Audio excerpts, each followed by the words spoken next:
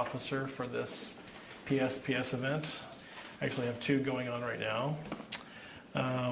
Want to thank our ASL interpretation team, Jewel and Michael, who are here, so appreciate their help and support today. We've already covered safety here in the room, so thanks for being aware of your surroundings. I'll just remind everybody, our format here is to wait for the microphone at the end of the prepared remarks. We have about 40 people on the phone tonight waiting to hear what you have to say, so we want to make sure they hear that and also our answers. So if you could just be orderly, we're happy to take everybody's questions, and we'll go from there. So tonight's lineup will be as follows. We'll have Scott Strenfeld, who is our senior meteorologist, open us up. We'll have Mark Quinlan, our incident commander, give us an operational readout. And then finally, we'll have some comments from Bill Johnson, who's our president and CEO of Pacific Gas and Electric Corporation. So with that, I'm going to turn it over to Scott. And just also remember, talk a little slow so we can make sure we're translating. Copy that. Yeah, I am a fast talker. So good evening, everyone. Scott Strenfeld, PG&E Meteorology. Excuse me. So some people say that bad things come in threes, and over the last week, the weather was no exception. We saw 3 offshore dry wind events develop over California just in this past week. The last storm in this trilogy commenced earlier this morning when we saw north winds developing across the northern part of our service territory, with gusty winds developing first in the Shasta region, then moving down in the Sacramento Valley, which is typical with these events. We first observed wind speeds near 50 miles per hour near Lake Shasta. That was earlier today. And then some stations in the North Bay recently were gusting above 50 miles per hour, with one station that I picked out that was gusting near 70 miles per hour as of 5 p.m. And unfortunately, we do have, with these north winds and the air originating from the upper Great Basin and not off the water, unfortunately, we do have a very dry air mass filtering into the state of California. If you look at weather observations right now in the Sacramento Valley and into the North Bay, we do have relative humidity readings in the critical teens to single digits out there. And so these are conditions that yield dangerous fire weather and potential for significant fires, given that the fuels after the last 2 events are significantly dry. Right now, the northerly winds in the Sacramento Valley on the north side seem to be decreasing, and we are getting out of the northerly wind component of this event and getting into more of the northeast phase of the event, where we have northeast winds developing over the Sierra Nevada and elevated terrain in the North Bay.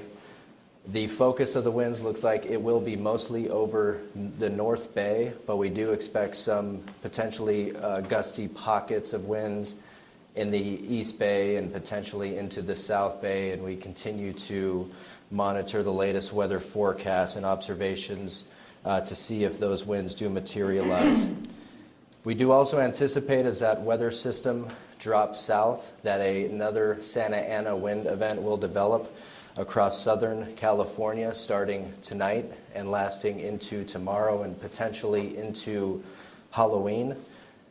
We are expecting that this Santa Ana event will be the strongest of the season so far, and those Santa Ana winds typically impact the Tehachapi's for the PG&E service territory, which is in the Kern County area. However, the winds down south are going to be very serious. It's a very serious fire danger situation developing across Southern California, and I am concerned for Southern Californians down there with those conditions.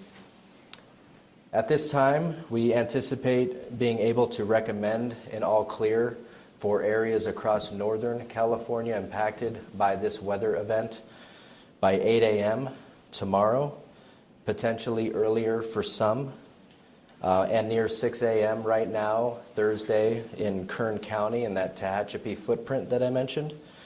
The meteorology team will, of course, continue to monitor the weather overnight, and will monitor new and updated weather forecast model information, both from the global weather models as well as our own internal high-resolution weather model, as well as other publicly available high-resolution weather models, in order to determine if that all-clear time comes in earlier or moves out later. In order to make the all-clear determination, we must have confirmation from our weather stations out in the field, which we have more than 600 of. We must have confirmation from our field observers out there that conditions are safe, and we must have confirmation from weather forecast models that we're not expecting conditions to deteriorate. It does look like the wind component of this forecast, or this system that we're heading into, is verifying to be weaker than the event we just came out of, the October 26th PSPS event. However, I must reiterate that the fuels and the relative humidities with this event are very dry, and the fuels component remains very high with this event, and that is a factor that we consider with public safety power shutoff, the amount of fuel moisture that's available in fuels, because the lower the fuel moisture, the easily fuels are ignitable, and potentially the more catastrophic the fire spread. We are still very much aligned with federal forecast agencies with this event. The Storm Prediction Center is still forecasting critical and extreme fire danger that covers 34,000 square miles in California, a massive area, as well as covers over 21 million Californians, both in Northern and Southern California. We also continue to coordinate with our Northern Operations and Southern Operations Predictive Services on daily interagency calls. The footprint of their high-risk forecast covers 3.8 million of our PG&E customers, and the National Weather Service has multiple red flag warnings still in effect for this event that cover a population of about 2 million PG&E customers. We will continue to coordinate with our federal forecast partners to ensure that we're aligned on the forecast in this event moving forward. The decent news that I've been able to share the last two briefings appears to be holding. Although we do not anticipate any rain in the forecast in the next 7, perhaps 10 days, we are not expecting any additional offshore wind events at this time, which is some good news, and I will definitely take it. So with that, I'll turn it back over to Keith. Mark, you want to give us an operational update?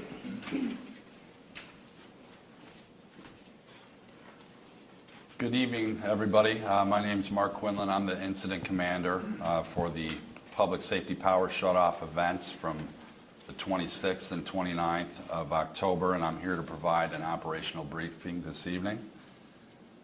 So just to start, we've had approximately 972,000 customers impacted at one time or another due to both of these PSPS events. We have been able to successfully restore 650,000 customers as of the beginning of this briefing, which represents approximately 67% of the customers restored. Looking at some of the other outage data that we have here, all in, as of the start of the briefing, we had about 435,000 customers out of service for all causes. That breaks out into roughly 419,000 that are still PSPS-related outages on the system, and approximately 16,000 customers out of service for causes other than PSPS. So that includes things like just regular weather-related trouble due to the high winds on areas of our system that were not part of the PSPS footprint. It also represents outages from other causes, non-weather related.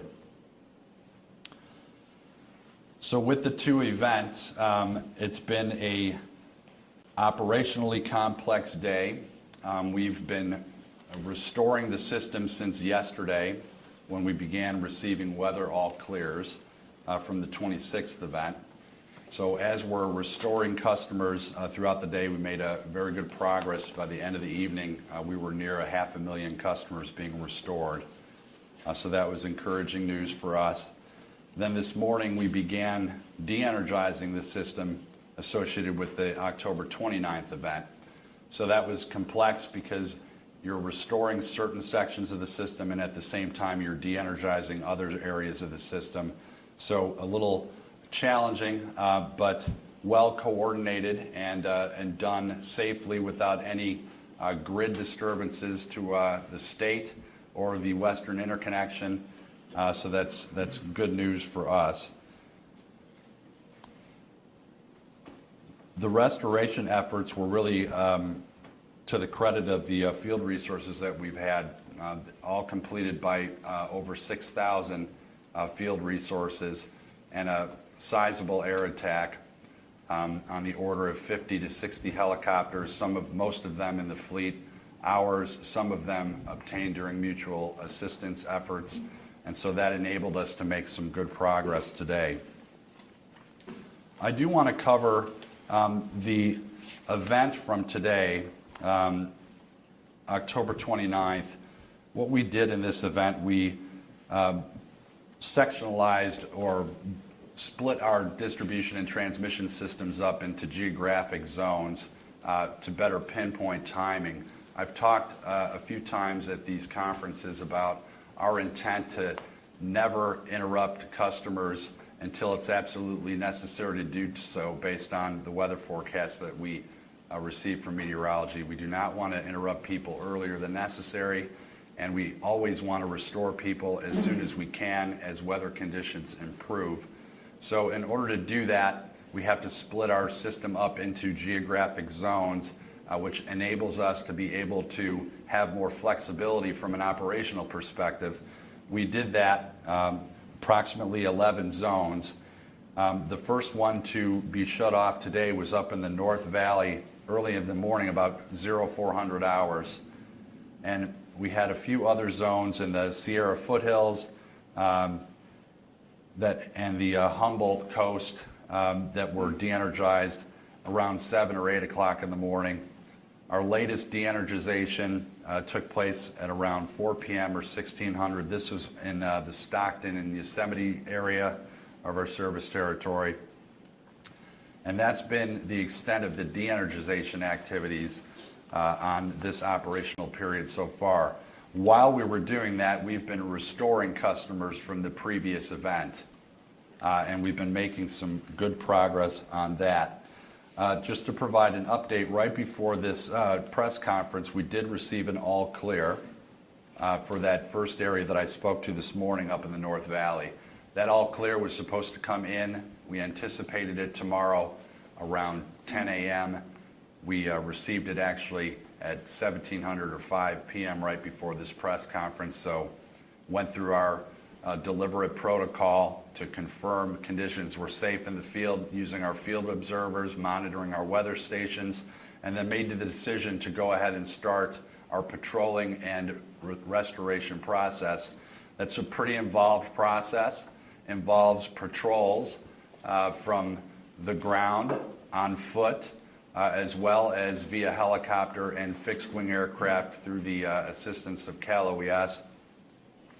And so getting the all clear at 1700 hours in the evening only provides us a few hours of daylight to perform the aerial portion of the patrols.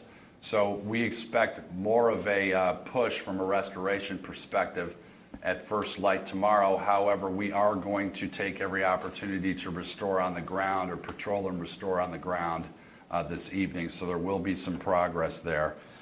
And that block of customers is about 50,000 customers, so we're confident we can get some restoration done this evening.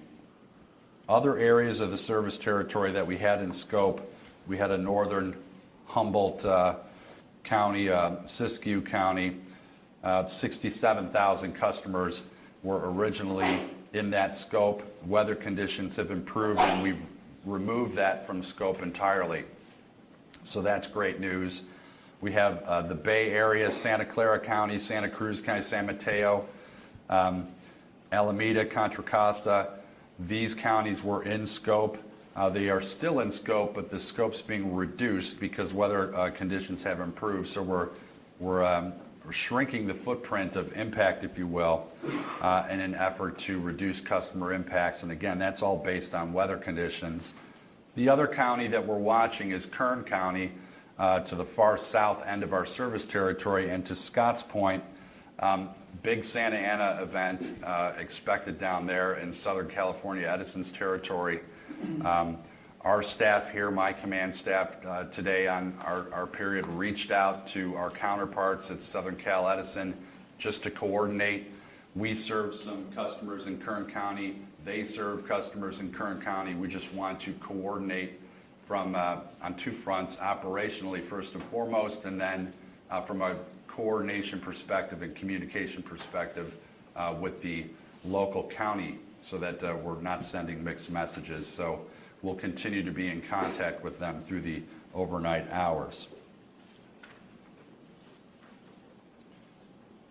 Wanted to mention also that we have deployed approximately 65 megawatts of portable generation across nearly 40 sites.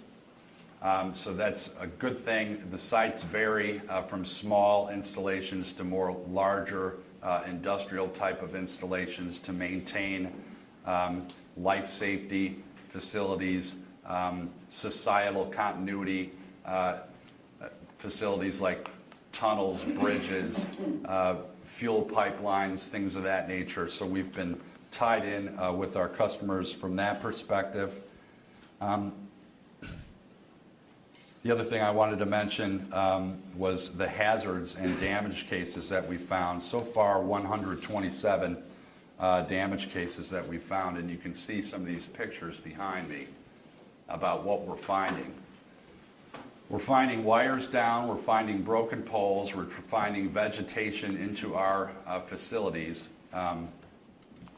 We have a very robust reporting process for our field employees that are out there working hard. When they find instances of damage, we ask them to document it on a number of different fronts and send that back into the office here so that we can update our records. And we forward that over to our meteorology team with the intent that we could do some data analytics and look at where the damage was found and look at the wind speeds that were observed during the period. And that helps inform future forecasts to ensure that we're de-energizing in advance of winds of certain thresholds. So it's very, very important for us. We expect way more than 127 damage cases, by the way. I can't tell you how much. If I had to guess, I would say probably 200,000, or 200 rather, at a minimum, perhaps north of that. And I base that estimation on what happened and what we found during the earlier large-scale PSPS event in the beginning part of this month. We found nearly 130 damage cases in that event, and we're already at that number, and we have a large part of our system to still patrol and restore. So we will keep you informed on what we find. I want to shift to the Kincade fire. That is an event that CAL FIRE is obviously in charge of and has command of. We are supporting CAL FIRE, ensuring that the first responders are doing a great job out there, ensuring that they are safe from gas and electric type hazards. We're also working with them to be able to get into the fire footprint, if you will, and visually inspect our equipment. It's been a little bit of a challenge. We like to fly our equipment and verify, do the air patrol in there too. We've been battling with the inversion layer as well as smoke from the actual fires. So these opportunities to get up in the air and inspect our facilities are few and far between, but we're attempting to capitalize on every opportunity we get to verify that our equipment is good. And if it is, then we can begin the energization sequence and just enhance reliability in the local area. We are working closely with Cal OES.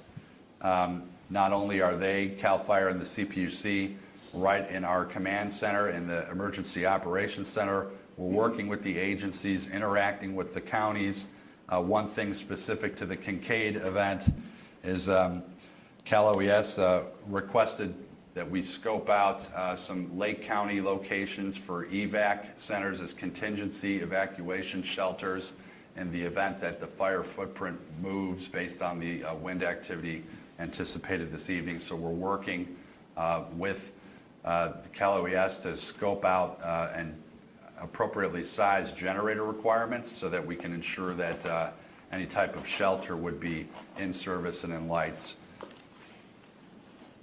One final thing that I wanted to mention was along the customer front about our community resource centers. We have currently 65 community resource centers open. They've been visited over the last day or two by over 24,000 customers. So that's a good thing. Amenities that are available at the CRCs are the opportunity to recharge devices, bottled water, hot drinks, some dry food, and Wi-Fi access. We're looking to enhance some of those amenities across the community resource centers, as well as increase up to a number of 70. So we're also providing ice. That is a big need for the community. So we have ice at nearly all locations this evening. That'll continue into tomorrow. And then the other urgent need is blankets, as it's getting cold in some of our areas, and there's a number of our customers that rely on electric heat. And so we plan to have 200 blankets at all 70 CRCs tomorrow. So we hope that these things provide a little comfort during these challenging times. So with that, that concludes my operational update, and I will turn it over to our President and CEO of the corporation, Bill Johnson. Thank you, Mark. Good evening, everyone. Bill Johnson, President and CEO of PG&E. So Scott and Mark have already covered the important weather and operational data, and I'll be brief in order to get to your questions, but I do have a few observations here. We're certainly living in extraordinary times here in California, witnessing extraordinary events and enduring extraordinary challenges. And some of these events, such as the fierce winds, 100-mile-an-hour winds in the North Bay over the weekend, 100 miles an hour, and the desert dry conditions that continue to cycle through the region are driven by the weather, beyond anybody's control. But other things, such as these public safety power shutoffs, are driven by the careful and deliberate actions of human beings, by people like me here at PG&E, our fellow utilities in the South, really the utilities across the West, helped and supported by state agency partners. These decisions are very much under our control. And we do this with one purpose and one purpose only, to keep people safe. And we do it with the best information we have and the best experts we can consult. Now, none of this changes the fact that these decisions create their own difficult conditions and circumstances for our customers, cities, communities, put them in difficult situations. And we understand when we turn the power off, we're disconnecting people from many of the conveniences and necessities of modern life. We know this disrupts people's routines, their lifestyles in fundamental ways. It makes them anxious, even fearful. In the case of businesses, with some economic impacts.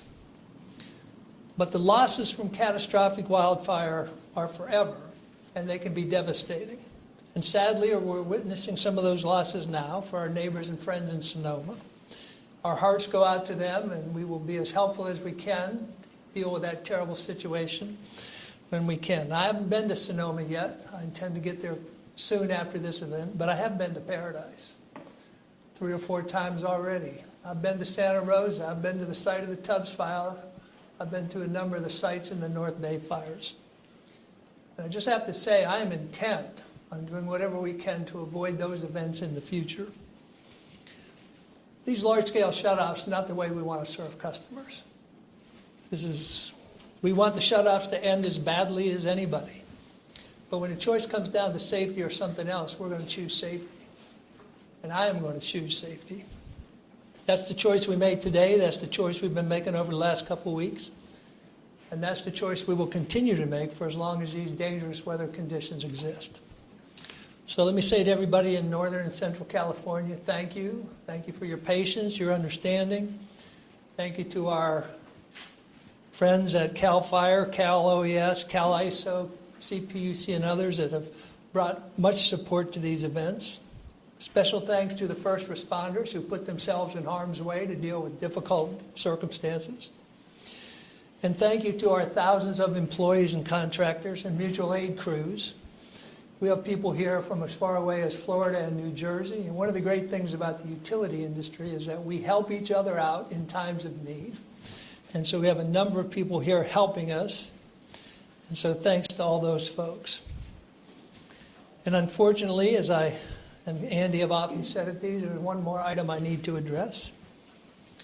And that's the people who are venting the frustration at our workers, at our visiting workers, and others. I want everybody to listen here. Since the start of these PSPS events, our employees in the field have been repeatedly the targets of misguided attacks, verbal abuse, threats, physical assaults, even weapons. Today, one of our PG&E employees driving a PG&E vehicle was intentionally run off the road by an angry motorist. So let me again repeat this. The men and women of PG&E you see in your community are there for a single reason, and that is to help you. These are people you know. They live in your community. They're your neighbors. They're here to help you. They're not to blame for your power being turned out. They're there to turn it back on. So if you're one of those workers and you feel unsafe, get yourself out of that condition. But let me make this point. We have hundreds of visitors here helping us from other parts of the country, from the South, the East, the Midwest, here in the West. And what impression do we want to give these visiting workers about California? So let us make those workers and all these workers feel safe and welcome. With that, we'll take your questions. All right, so just as a reminder, we're going to use the microphones. We're going to start over here. Betty Yu, KPIX. Today the governor said that PG&E will begin the process of crediting customers who have been affected. Can you elaborate on who and how they may be receiving these credits? Yes, the governor requested a couple weeks ago that we think about certain amounts of bill credits to customers that were affected by the October 9th event. We finally had enough time to sit down and think about that, to talk to our board about it.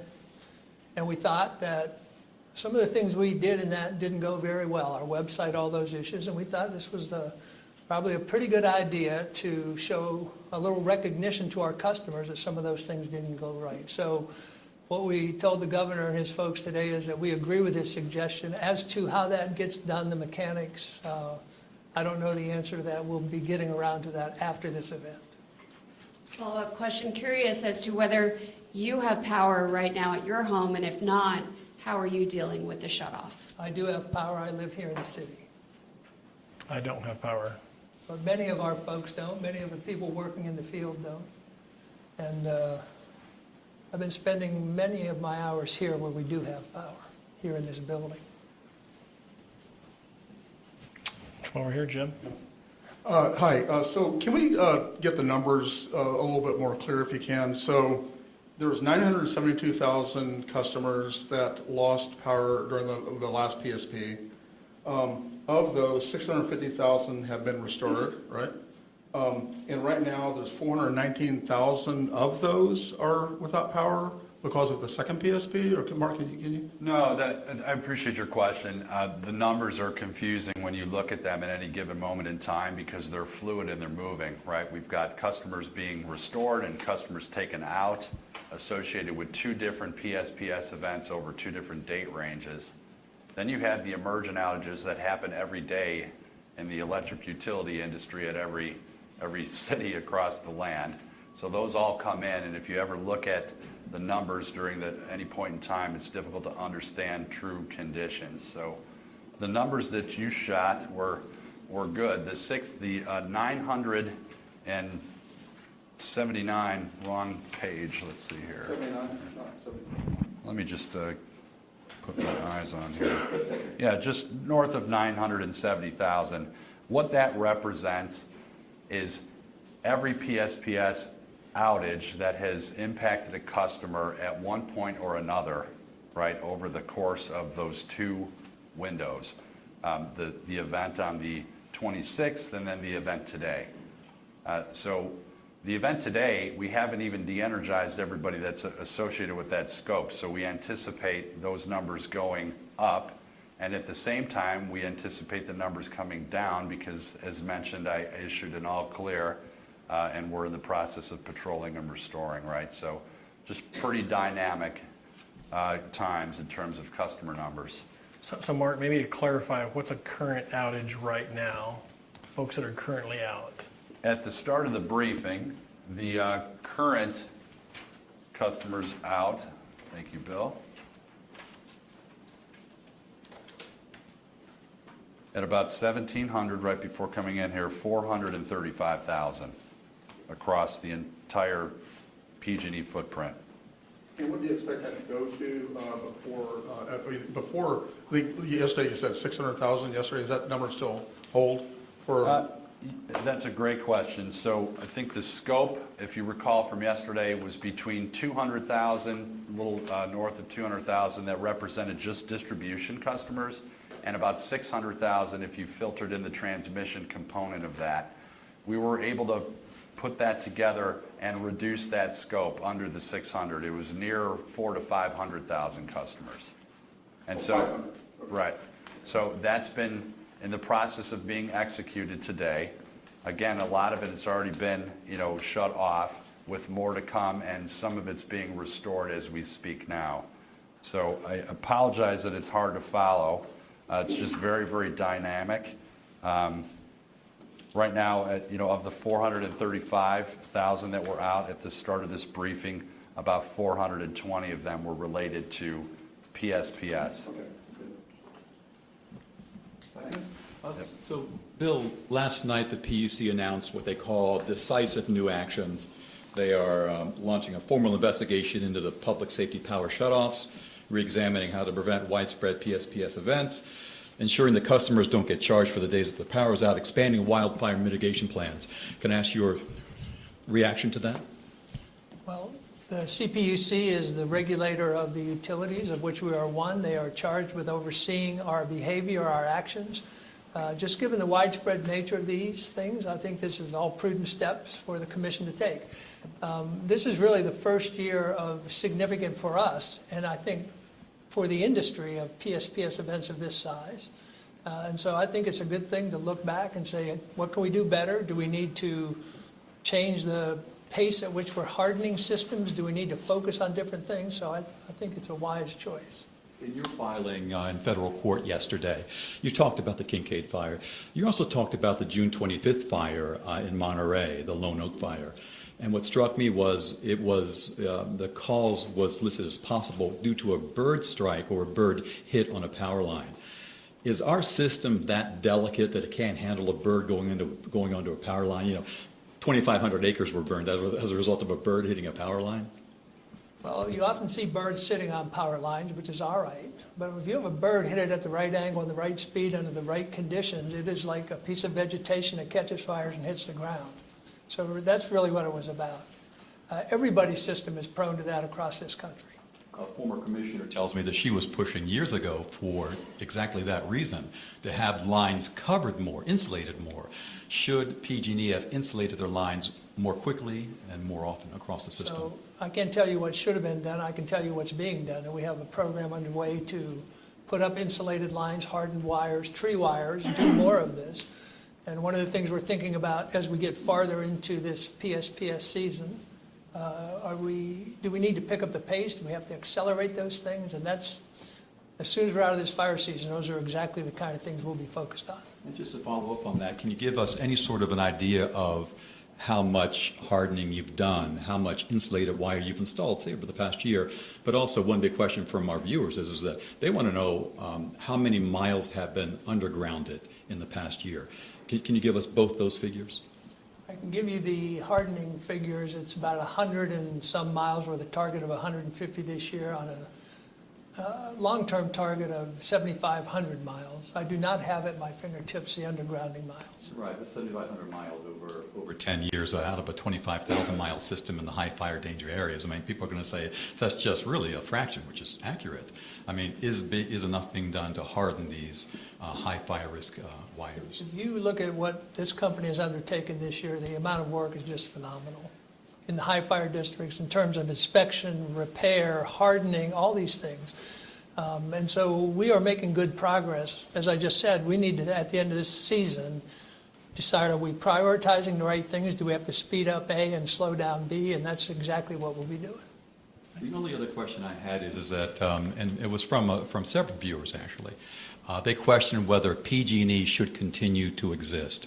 Is there an intrinsic conflict between having an investor-owned utility versus a publicly owned utility? Should the public own this and run it in a better way? So I think everybody wants the same thing here, which is a provider of energy that provides safe, reliable, clean, affordable energy. And there are a lot of different structures under which that could be done. I came here from the largest public power entity in the country and maybe the world, the TVA. And you can find in this country examples of IOUs, of co-ops, of publicly owned, all that work well. And you can also find examples of each one that doesn't work so well.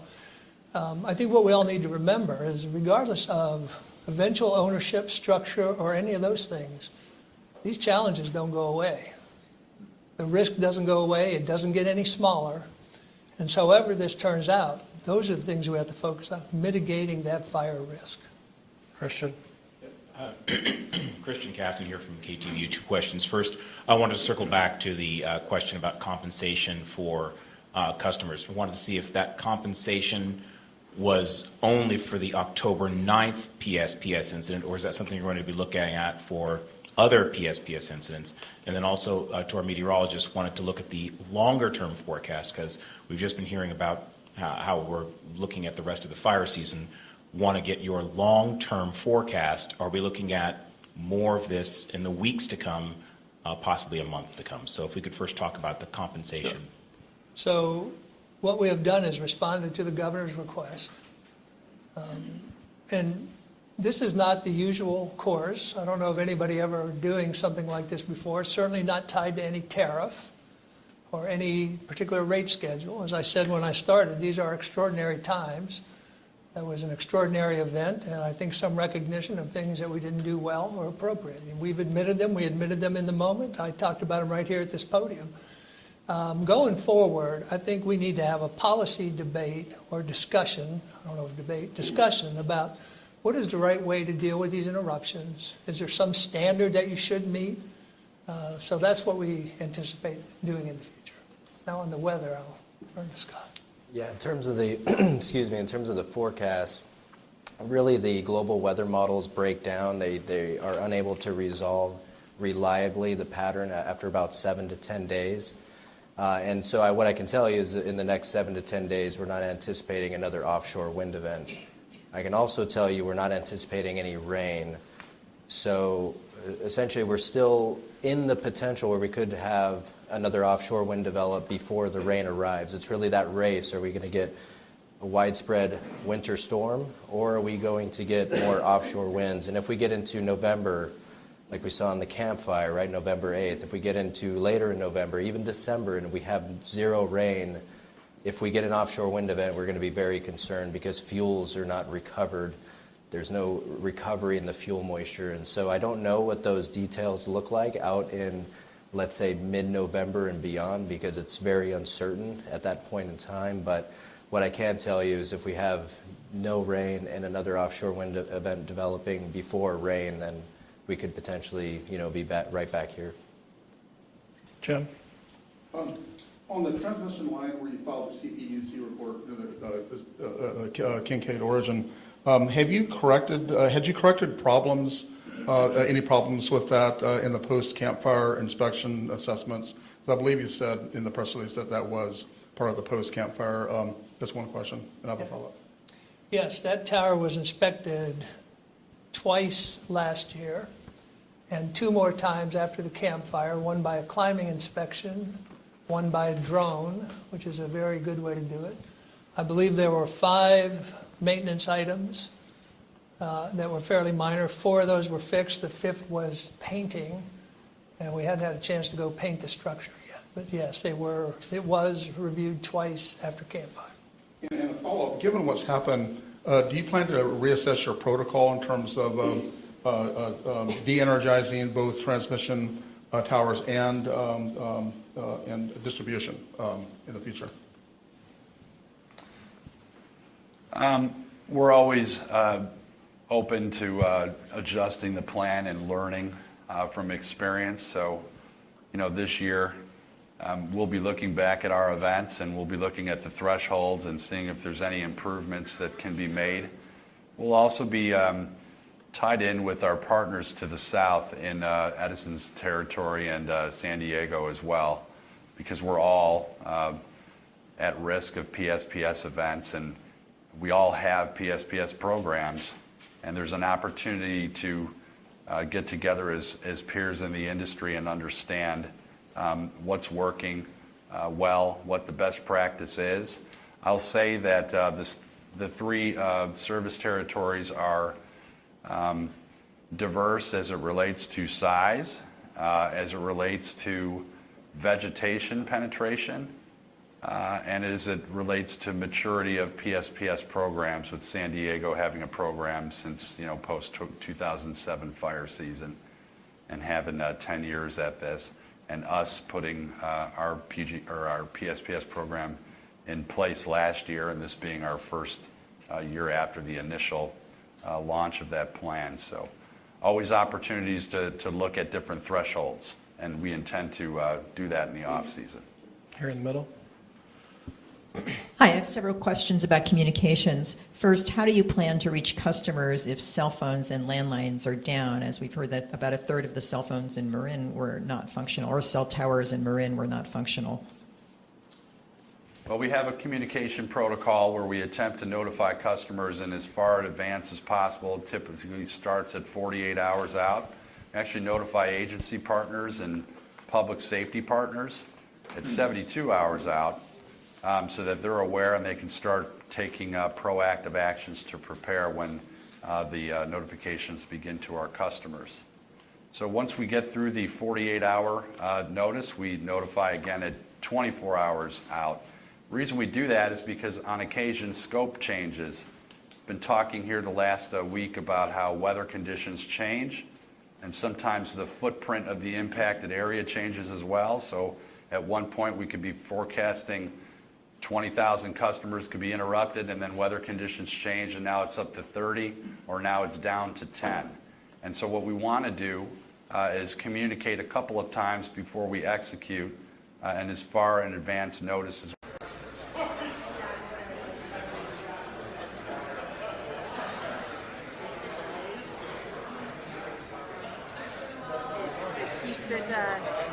keeps it doable.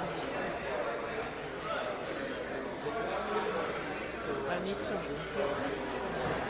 Well, let me tell you. I need some room to operate my camera. Yeah, it's awesome. It's a lot easier to. Yeah, I'm right here. I'm right here. I have a V, so you guys can give me instructions.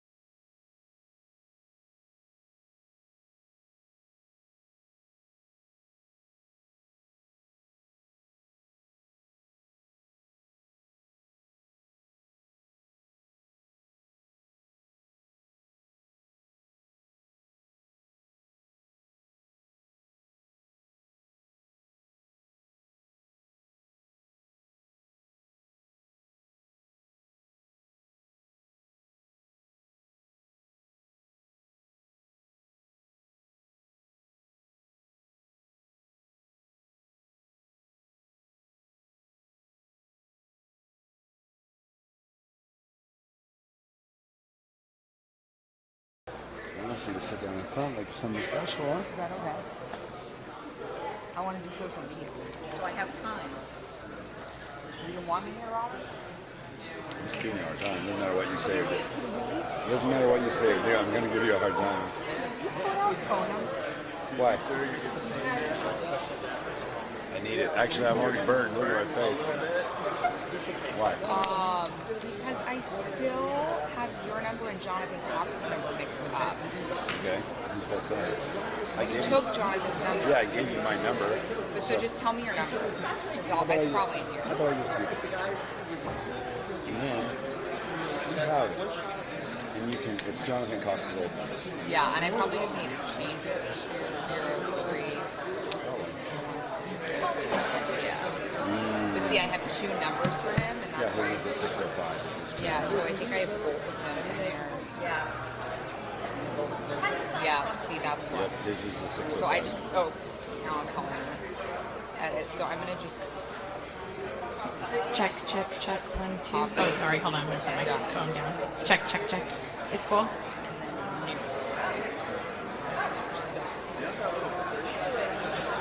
I don't. Do you need it? Do you want me to walk over and get it? I can if you need it. If you're worried about it, I'll go get it. Okay, are you all hooked up under my file, all that? Okay, when you walk over, I'll get it for you. I gotta grab something. Okay, it's good to see you. Are you good? Are you good? Are you Yeah, good? so I think we're Are going you to go. good? You're needy. Are you good? I think we're going to go to Wildfires. It's a good spot. Your chance of getting firefighters. I don't know. I haven't been 2 days. Okay, just went down here. They'll talk right now where the action is. So they'll say where the next activity is. So that's the best way to do it. I'll go grab it. You're good.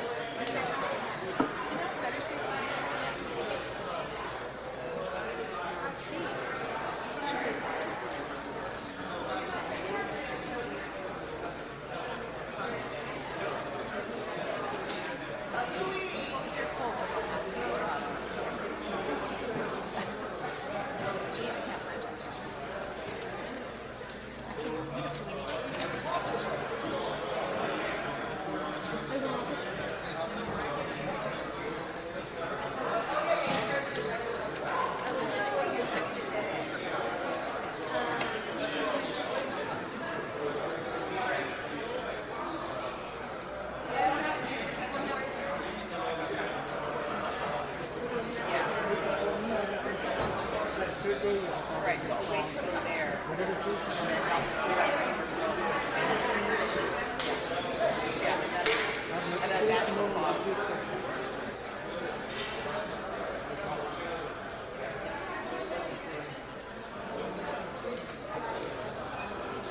Say I can't because I have the kids tomorrow. Can you just tell her I don't want to? Just tell them that I say I can. They can I call said me. Max says no. No, don't say no. Say I can't do it. Max says he can. Call him if you have questions.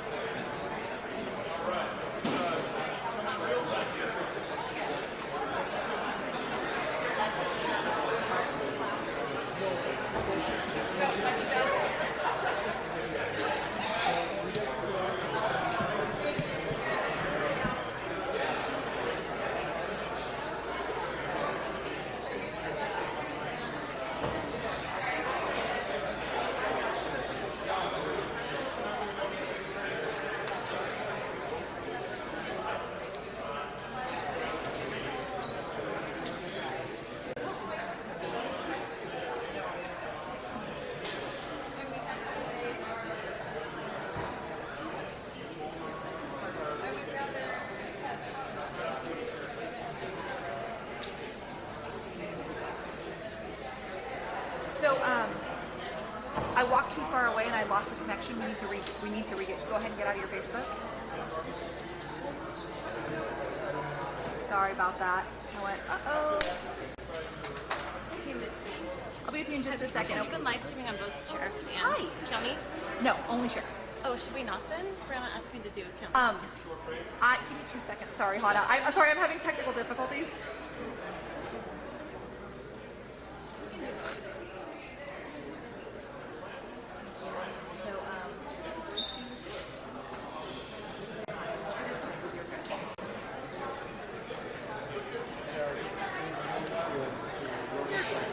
I just want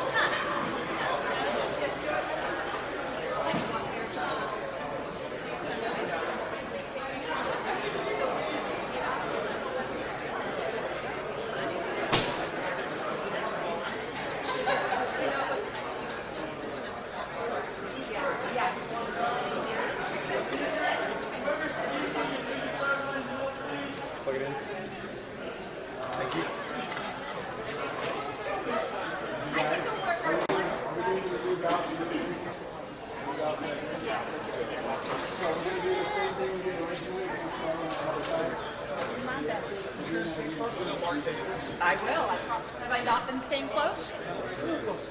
A little closer? Okay, I just don't want to hit him with my elbow. You want her to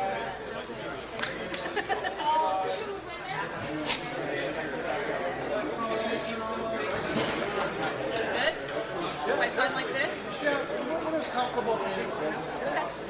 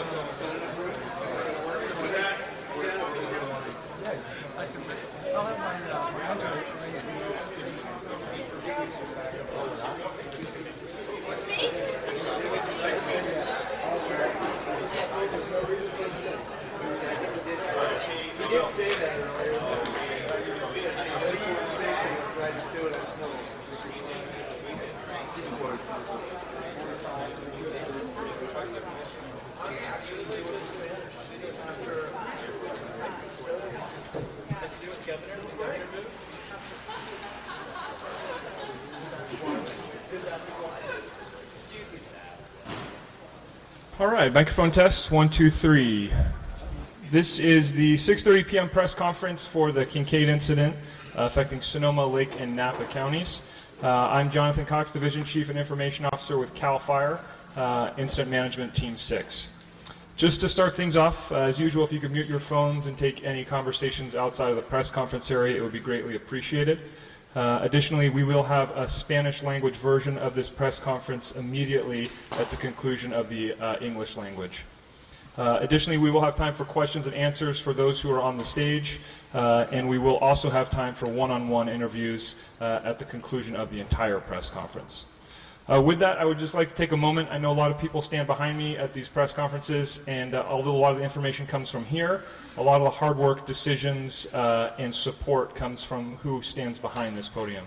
So just want to recognize a few people who have been here through the entire incident and are an equally contributing member of the success of this.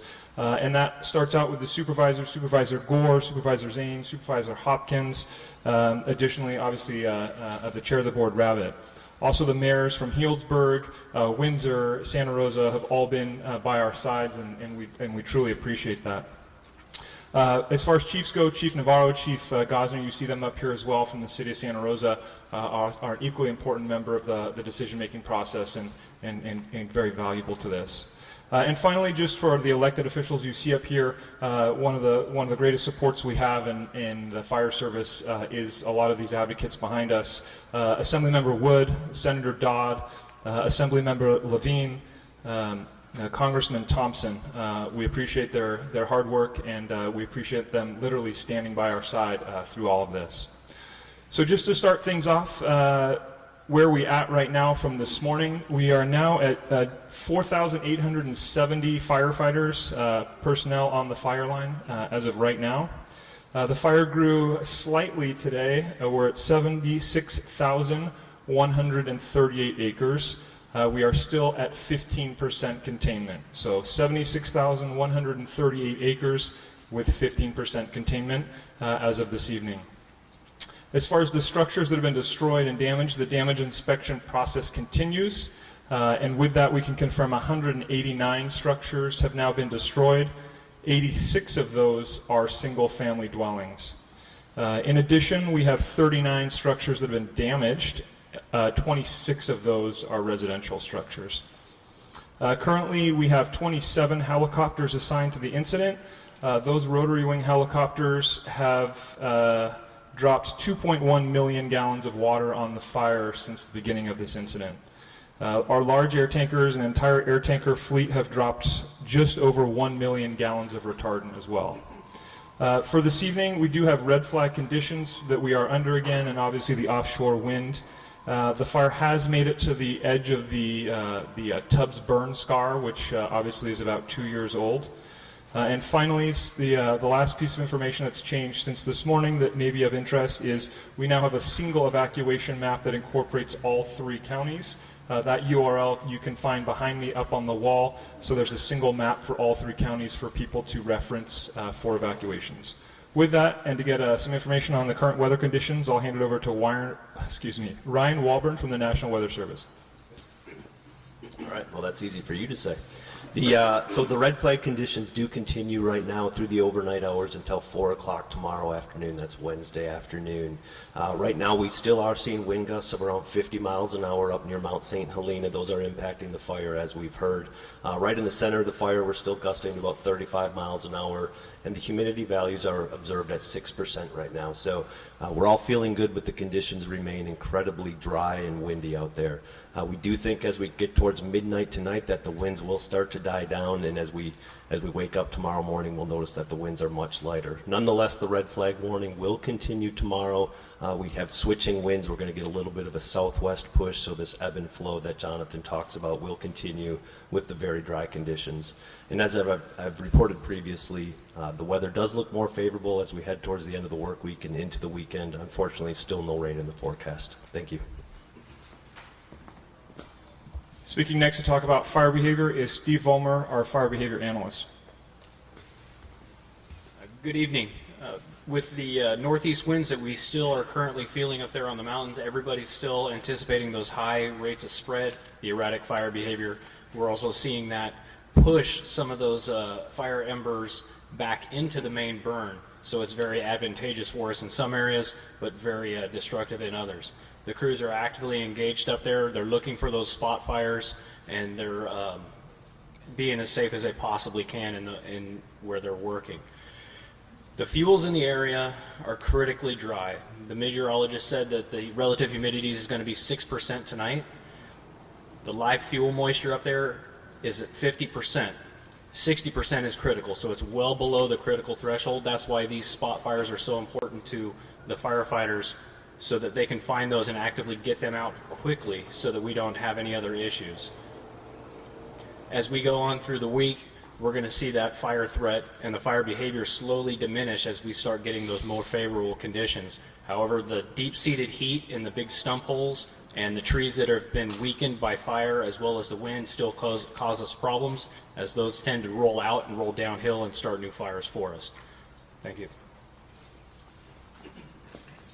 And next from the Sonoma County Sheriff's Department, Sheriff Essig. Good evening. We had some good news today. About 2:30 p.m. this afternoon, the Sheriff's Office announced that we were lifting the evacuation order for the northern part of Zone 4, reducing that to an evacuation warning.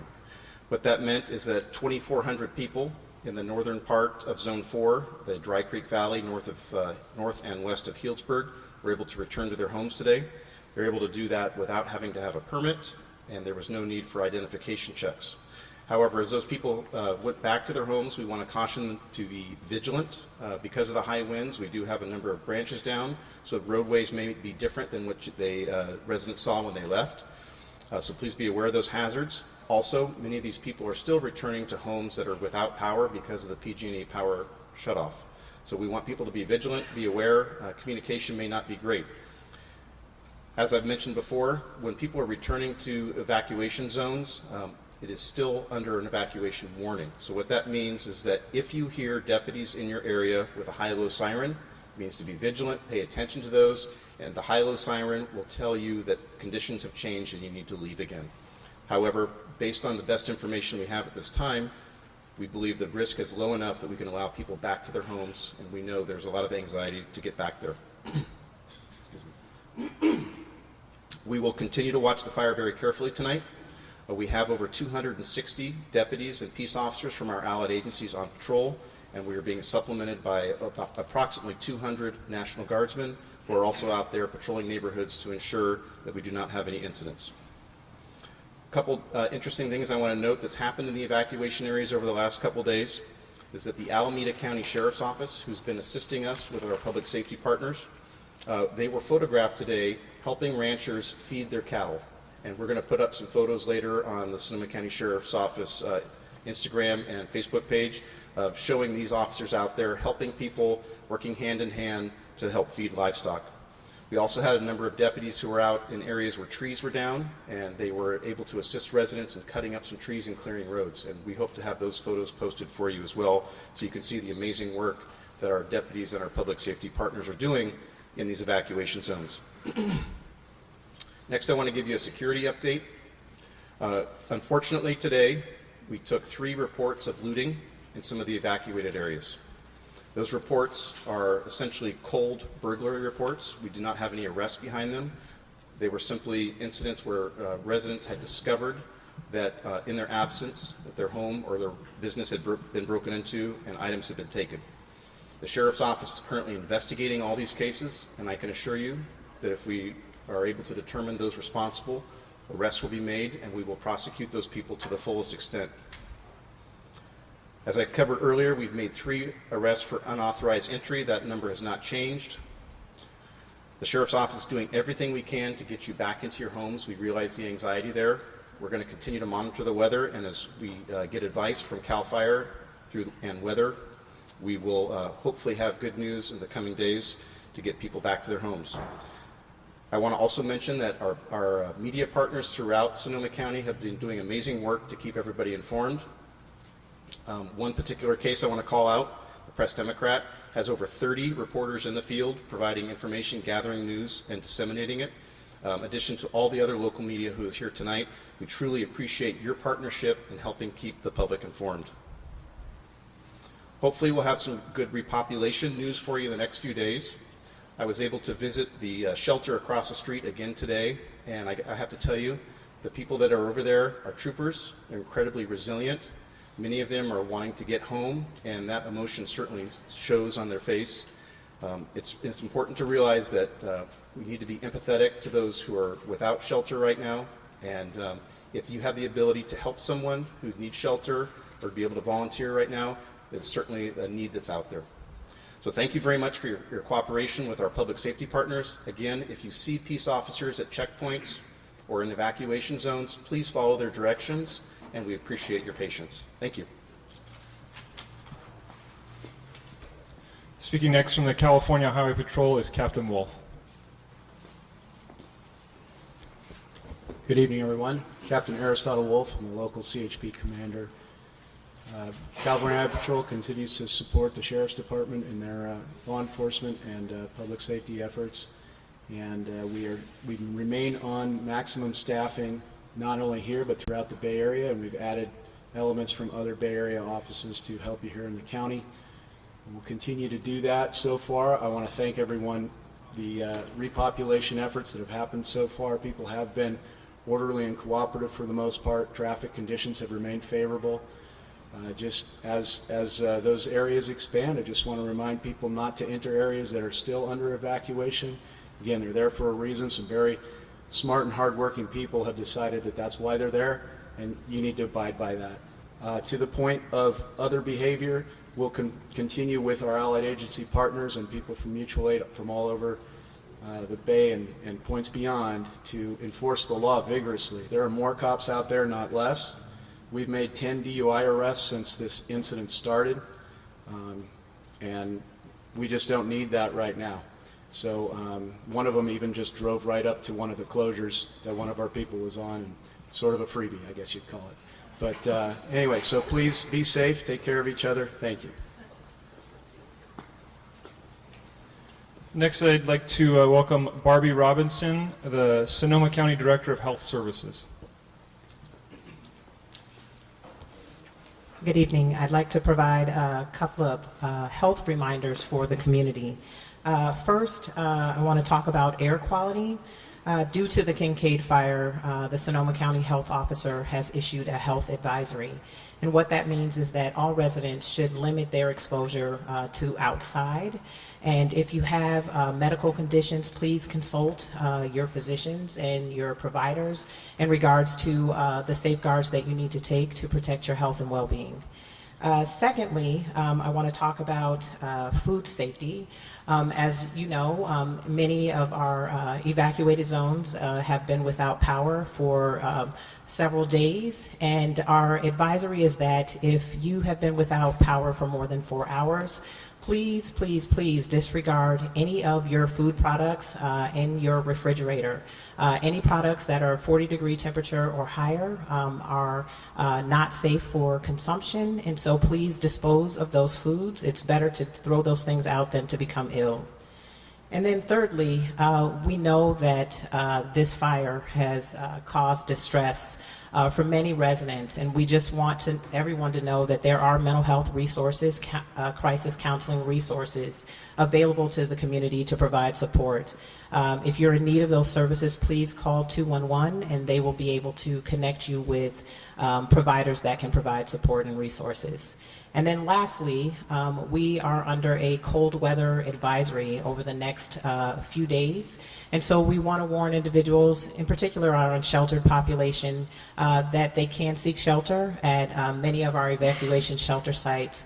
And we want to encourage folks that are living in tents or living in their cars to please come in and seek shelter during this cold weather advisory. Thank you. Our final formal speaker for the evening from the Sonoma County Board of Supervisors, Chair Rabbit. Thank you, and I just have to start off again on behalf of all the electeds behind me, as I know this is true, just to say some thank yous, certainly to CAL FIRE, to our firefighters here in Sonoma County, to our law enforcement, our sheriff, for doing such a spectacular job, and all of our law enforcement partners. I also need to mention the county and the city staff employees who have been working around the clock and all the support staff that are out there, including the dispatchers who have been also working around the clock. I want to mention also the American Red Cross and the county. Dozens, if not hundreds, of volunteers at the shelters throughout this county of Sonoma, but also in Napa, Marin, San Francisco, and Alameda. I also want to thank the community as a whole in the region for the outpouring of concern for our county and our residents. I think what's true and has been said before, that people's humanity and pure generosity is at full display at moments of need like this. Our shelters are up and operating, and I know the shelter in Petaluma today had a magician for the kids, had an art center for the kids, had restaurants coming through to feed folks. We are very fortunate to have such great volunteerism within this Bay Area region in Sonoma County. I think what's been said as well, again, stay vigilant. We are not done. Make sure that you are signed up for the emergency alerts through SoCo Alert and the Nixle if you're not there already. There's up-to-date information on socoemergency.org, S-O-C-O, emergency.org, and please call 211 if you have non-emergency questions about evacuation areas or non-emergency assistance with evacuation. Again, take care of yourself, take care of your family, take care of your friends, continue to practice patience. It is going to be a little bit longer.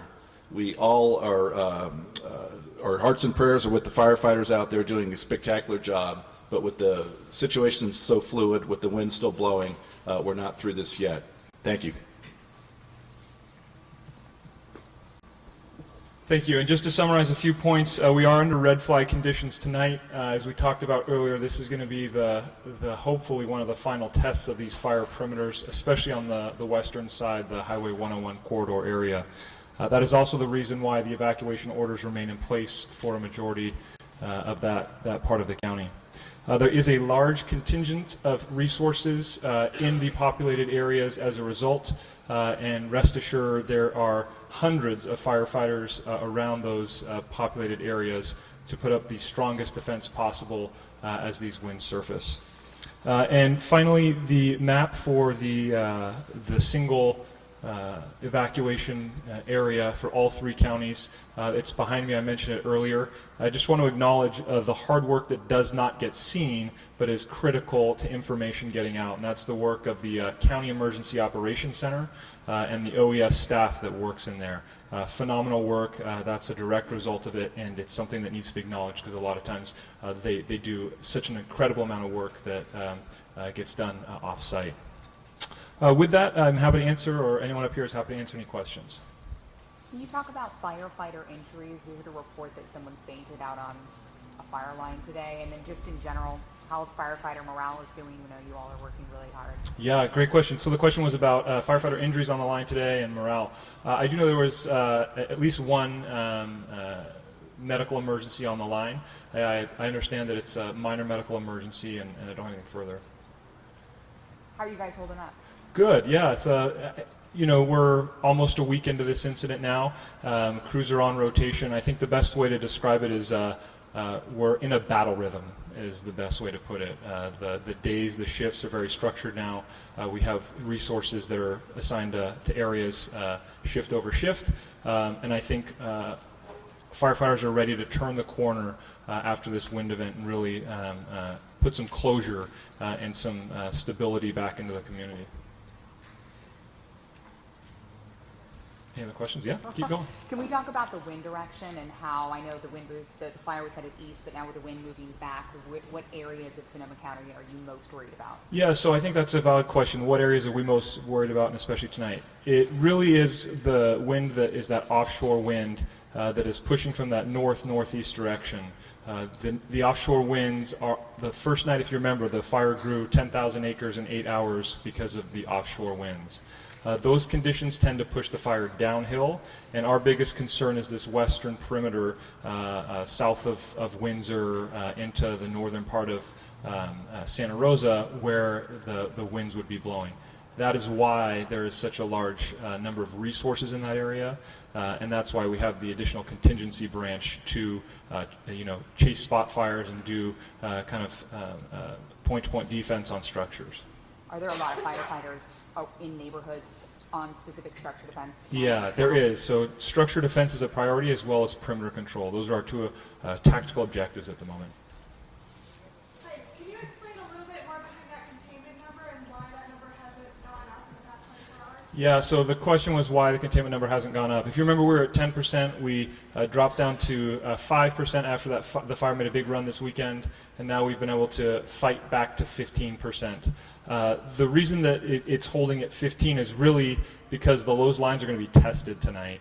We know that 15% of the fire, the wind is going to hold, even if we have a 60-mile-an-hour wind on it. The real test is going to be on a lot of the other line. How does it do when 60-mile-an-hour winds hit it?